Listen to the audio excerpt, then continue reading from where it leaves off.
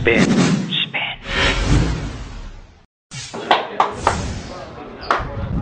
Okay guys, No.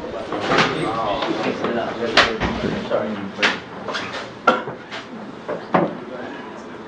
Gibbs knows he's a sports writer. He just wants to see you guys all happy and you're all gloomy serious. Yeah. That's right. Not satisfied, man. Okay. Thanks, no. See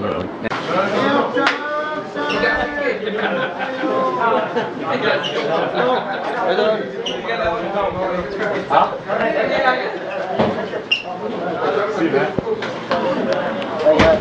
What? Like, you know, inside the dugout, I saw how you're like preparing your army already for playoffs war. It's surprising. It's like they weren't really in celebration. It's like they had a serious look. I think they know we haven't really accomplished anything yet. But with that being said, I think, they're excited to make the playoffs. But I was pretty surprised. Normally they'd be jumping, and I think they know there's more out there for them. Or were they just surprised because I came in? Maybe both, because it's your first time there. But no, we discussed it even with the staff. It's like they came in. Normally when I come in, they didn't see you yet. They'd be clapping and everything. And surprisingly, they had that sense of poise. Parang we're not yet, we're just getting there. So are you happy seeing them like that? I'm happy that they're focused and they're not overly happy. Normally when you're overly happy, it's like you overachieve. I think, I expect us to be there. So what else are needed to be improved, boss? We need to refresh. We need guys ready. We've been playing with injuries. Last 6 games, we won 4.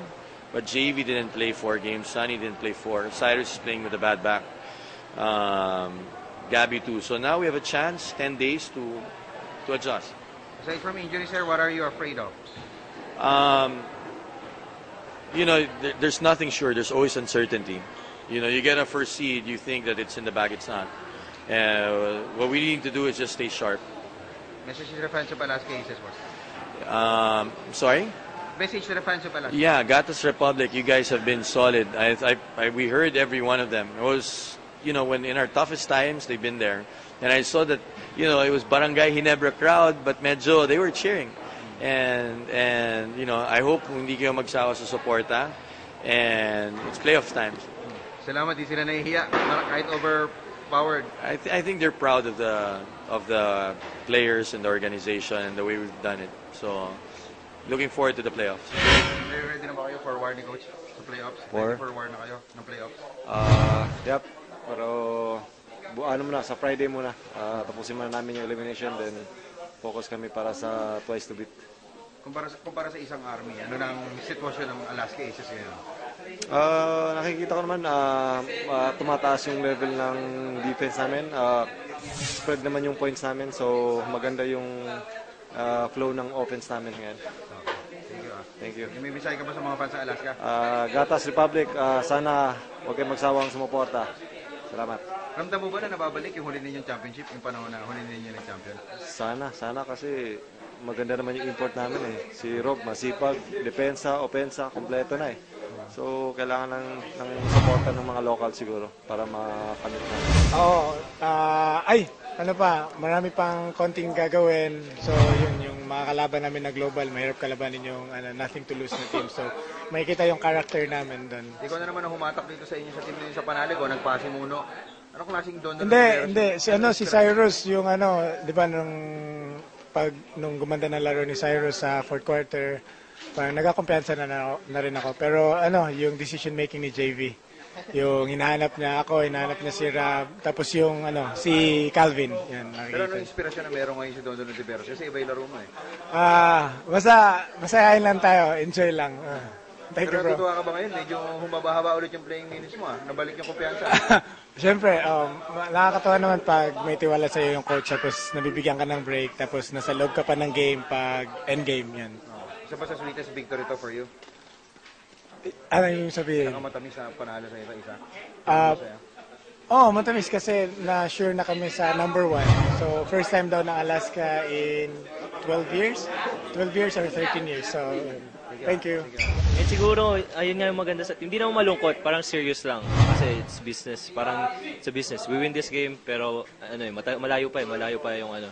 So, parang focus lang siguro yung team. That's why ganun. Hindi naman malungkot. Serious lang. Pero lagi ba kayong ganyan dito? Dito, hindi, nahiya lang kami sa'yo nung dumating ka. Nahilang kami, nahilang. Pero hindi naman. Ano lang, yun nga, parang sa amin, siguro we really want to win. Kaya we're really focused. And para sa akin, hindi pa tapos. So are you reserving na yung kasiyahan nyo siguro Sana. sa huli? Sana, sa huli. Dun, syempre, yung kasiyahan. Kaya, ano lang, more work pa sa amin. More work. You've been through a lot of championship for Alaska. How would you compare this to the other, conquest that you had? I mean, in terms of your momentum now, and with how your team is performing already. It's just basically the guys on this team don't quit. And I said it the last time after we beat Rain or Shine is we're kind of like the attitude of never say die. And Never doesn't just get to own that. So I think we've shown that in the last so many games that the guys on this team won't give up. And it just shows every game. Like no matter how many points we're down or how many points we're up, and then the team makes a run, we're always going to be in it. We're always going to fight. No one gives up. And compared to the other teams that I've been on, it's you see a lot of fight in this team, so it's good. Are you already feeling the Alaska of old here now? No, not at all. We have to win a championship to be the Alaska of old. So no one's satisfied. You saw when when you came into the locker room earlier. Guys are happy, but guys aren't satisfied. So it's kind of like the attitude here is we're not satisfied until we have a championship. So we didn't really do anything yet. Obviously, yeah, we're right there. We set ourselves for a good opportunity to get into the playoffs ready and focused.